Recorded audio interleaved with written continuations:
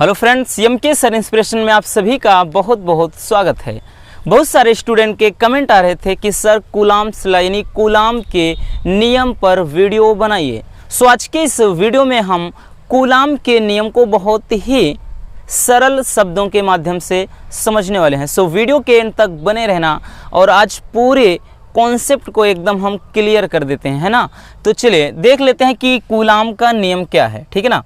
आज से classes daily 12th के लिए आएंगी। सो आप लोग कमर कस लीजिए और तैयारी में लग जाइए। नागिन डांस वगैरह तो ख़त्म हो चुका होगा, है ना। शादियों का सीज़न भी अब ख़त्म होने वाला है, तो आप भी तैयारी में लग जाइए। तो ये कूलाम का नियम क्या होता है, कूलाम के नियम को समझने से पहले एक डायग्राम समझ लीजिए। कूलाम भाई साहब ने क्या कहा उस बात को आप पहले समझ लीजिए, है ना। कूलाम भाई साहब ने एक मिनट लाइनिंग थोड़ा गड़बड़ हो गई, जी हाँ। तो ध्यानपूर्वक समझिएगा दोस्तों, एक एक चीज़ को अच्छे से सुनते चलिएगा। पहले डेफिनेशन नहीं देखना है, परिभाषा नहीं देखना, क्या लिखा छोड़ दीजिए। कूलाम भाई साहब ने क्या कहा, इन्होंने ये बताया कि दो बिंदु हैं, है ना, दो स्थिर बिंदु हैं। मान लेते हैं ये क्या है, ए है, और ये क्या है दोस्तों, बी है। और इस पर मान लेते हैं कि एक आवेश Q1 है और इस पर एक आवेश क्या है, Q2 है। यहाँ तक बात क्लियर हो गई। चलिए अब इन्होंने ये बताया कि इन आवेशों के बीच में भाई साहब, इन आवेशों के बीच की दूरी होगी कुछ न कुछ, यानी इनके बीच की जो दूरी है R है। अब ध्यान देना दोस्तों, जब दोनों आवेश रखे हैं तो इन पर एक बल लगेगा। अब वो अंदर की ओर लगेगा या बाहर की ओर लगेगा ये नहीं पता। और हमें कैसे पता चलेगा कि अंदर लग रहा है या बाहर लग रहा है, समझिए पहले। अगर ये आवेश धनावेश है और ये भी धनावेश है तो दोनों एक दूसरे को प्रतिकर्षित करेंगे, यानी दूर हटेंगे, है ना। अगर इस पर माइनस चार्ज है, इस पर माइनस नहीं बल्कि प्लस चार्ज है, तब ये नज़दीक आएंगे। अगर प्लस प्लस है तब दूर हटेंगे, माइनस माइनस है तब दूर हटेंगे। लेकिन अगर एक पर प्लस है दूसरे पर माइनस है तब ये क्या होंगे, आकर्षित होंगे, है ना। बात समझ में आ गई। चलिए अब कूलाम का नियम क्या कहता है उसको समझ लेते हैं। कूलाम का नियम ये कहता है कि दो स्थिर बिंदु आवेशों के बीच, यानी दो स्थिर बिंदु आवेश हैं, इनके बीच लगने वाला आकर्षण अथवा प्रतिकर्षण, हमने बताया ना आकर्षण बल कब लगेगा और प्रतिकर्षण बल कब लगेगा, बात क्लियर हो गई।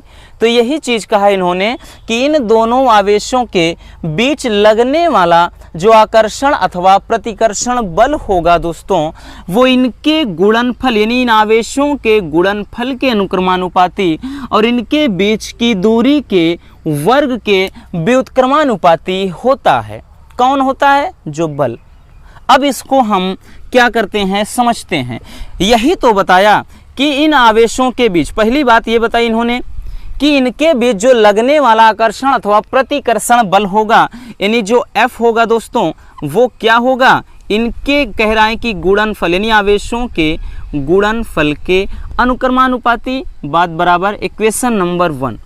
दूसरी बात इन्होंने ये कहा कूलाम ने कि ये जो बल होगा वो इन दोनों आवेशों के बीच की दूरी, यानी आवेशों के बीच की दूरी यानी R के वर्ग के व्युत्क्रमानुपाती होता है, ठीक है ना। ये व्युत्क्रमानुपाती होता है, ये आता है इक्वेशन नंबर 2। अगर हम इन दोनों समीकरण को मिला देते हैं क्या हो जाएगा दोस्तों, समीकरण 1 व 2 को मिलाने पर, ध्यानपूर्वक समझिएगा, इनको अगर हम मिला देते हैं मेरे भाई तो ये पिक्चर कुछ इस तरह से बनेगी। यानी ये क्या हो जाएगा, F, ये प्रोपोर्शनल यानी अनुक्रमानुपाती का चिन्ह है, ये Q1 इंटू Q2 और अपान का ये क्या हो जाएगा, R²।